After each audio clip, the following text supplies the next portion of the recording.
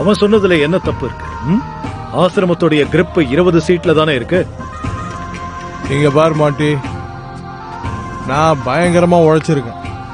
இந்த ஆசிரமத்தை ஊர் முழுக்க பிரபலமாக்கியிருக்கேன். அதனால நான் அடிச்சு சொல்லுவேன், நம்ம ஆசிரமத்தோட புகழ் மொத்த ஸ்டேட்லயும் பரவி இருக்கு. ஆனா அந்த மொத்த மாநிலமும் நான் சொன்னா அவனுக்கு ஓட்டு போடுவாங்களா? இல்ல.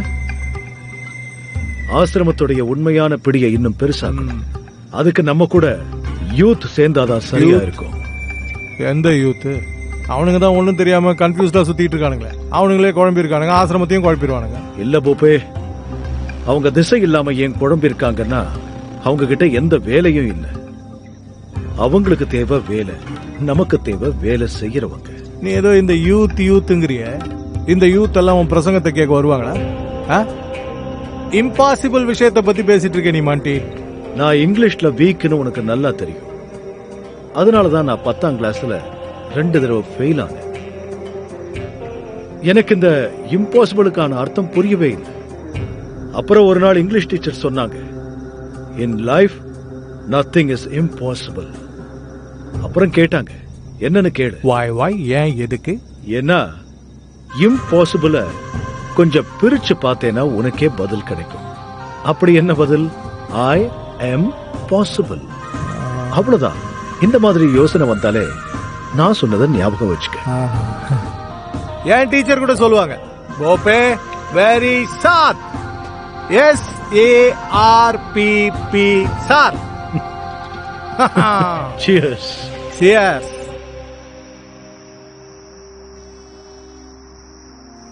பாபாஜிக்கு எவ்வளவு அறிவு இல்ல?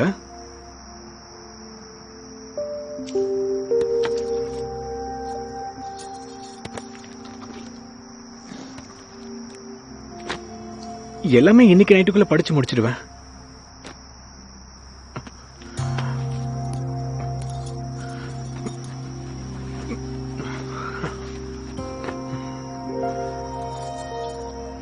அது எனக்கு நைட்டு ஃபுல்லா ட்ரெஸ் போட்டிருந்தா தூக்கம் வராது. இல்ல அதுக்கு சொல்ல, நீங்க எனக்கும் நைட்ல ட்ரெஸ் போடுறது பிடிக்காது. இல்ல எனக்கு ரொம்ப வேர்த்துதான், அதான் ஜிப்பாவை அவுத்துட்டேன்.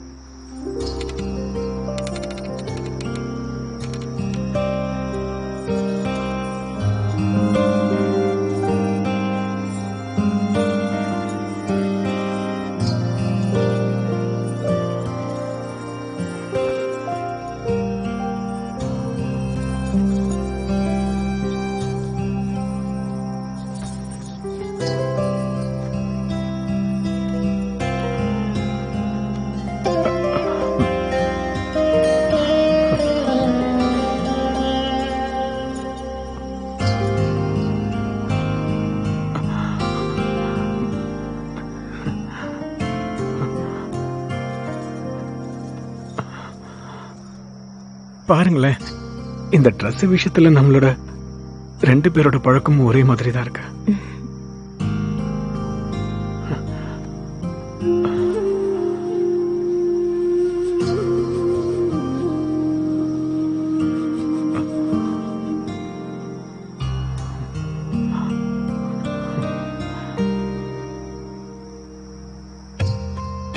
உண்மையிலேயே நீங்க அப்பாவியா இல்ல நடிக்கிறீங்களா?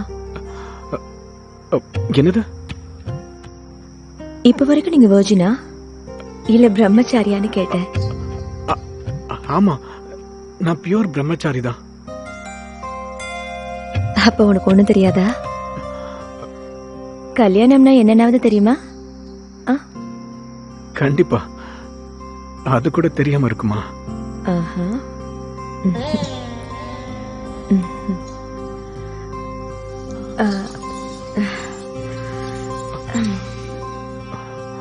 உங்களுக்கு இன்னைக்குதான் நம்மளோட ஃபர்ஸ்ட் நைட்னாவது தெரியுமா? இது திரும்ப வராது.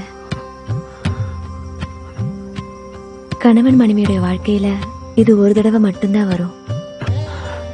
நீங்க சொல்றது கரெக்ட் தான்.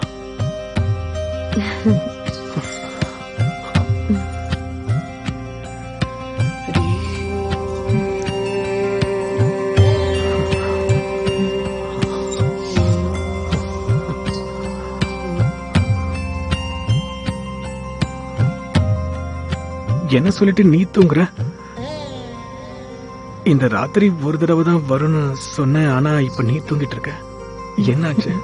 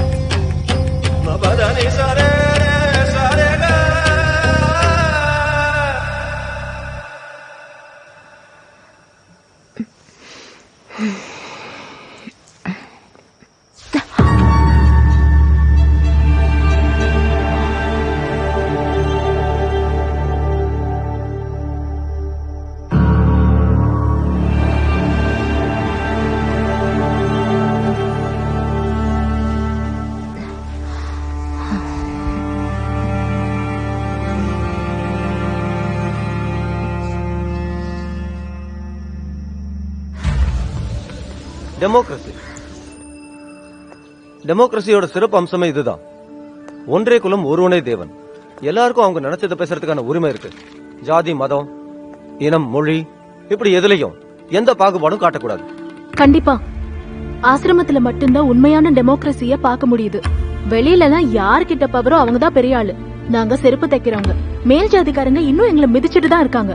பாபாஜி எங்களுக்காக போராடினாரு. அப்பதான் எங்களுக்கு நியாயம் கிடைச்சது, மரியாதையும் கிடைச்சது. உண்மையிலேயே பாபாஜி கடவுள் தான். நீங்க சொன்னது உண்மைதான். பாபாஜி ஒரு பரமஞானி, எல்லா விஷயங்களும் தெரிஞ்சவர், எல்லா வித்தியைகளிலும் நிபுணர்.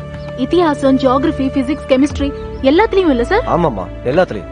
ஒரு உருவம் விஸ்வரூபம். ஏழைகளின் பாபா வாழ்க! காசிபுரோட பாபா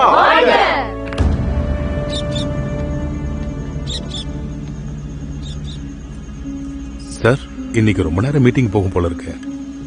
எப்படியும் ஒரு 4-5 மணி நேரம் ஆகும். சரி, பரவாயில்ல, நான் வெயிட் பண்றேன். டீ எடுத்துக்கங்க. ஹுக்கும் சார், நான் ஒரு ஃபேமிலி மேன். சூசைட் பண்ணிக்கிறது தவிர எனக்கு வேற எந்த வழியும் தெரியல. என்னை எப்படியாவது காப்பாத்துங்க, ஏதாவது பண்ணுங்க சார். எப்படியாவது பாபாஜி கூட ஒரு மீட்டிங் அரேஞ்ச் பண்ணி கொடுங்க. பிரச்சனை பண்றதுக்கு முன்னாடி இதெல்லாம் நீ யோசிக்க மாட்டியா? பாபாஜி கூட மீட்டிங் நான் எதுக்கு அரேஞ்ச் பண்ணும்? அதுல எனக்கு என்ன கிடைக்க போகுது?